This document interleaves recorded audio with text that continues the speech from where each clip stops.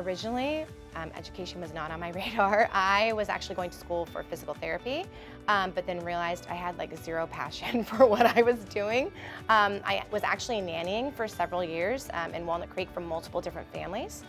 And one of the ladies that I nannied for was a teacher, and she was like, "You would be an excellent teacher." When the kids like feel confident about themselves, like giving them some confidence, I really like that about teaching. I like being a home away from home.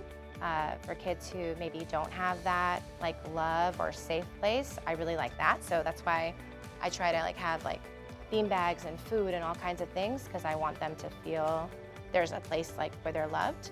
I love when they get excited about reading. I love when they become readers. That's like one of my most favorite things, because I love reading and I'm passionate about it. So when they get into a story with me and they're like, "Oh my God, I can't believe that happened."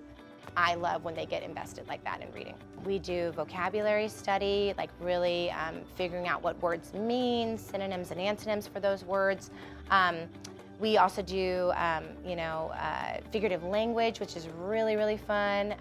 That's when we like play a lot of songs and we try to find similes or metaphors or idioms within a song, and they get really invested into that.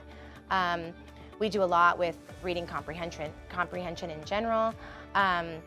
I also teach SIP, so I do reading intervention as well. And I never thought I would be teaching phonics in the 6th grade. So I'm really loving that part of it.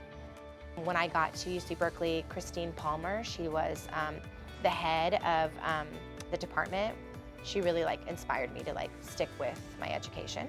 And then obviously like my parents, my mom is first generation, and she didn't speak English very well, and her best friend came out of the counselor's office, and he looked at my mom and he said, "When you get in there, you tell them college prep. That's all you're gonna say. You're gonna say college prep." And so she got in there and they asked her like what classes she wanted to take, and she said college prep, and that's all she knew how to say. And they gave her the exact same classes as her best friend, and she ended up following him. He became a doctor. She was a nurse practitioner. She was the only person of color to graduate from her whole entire college nursing program.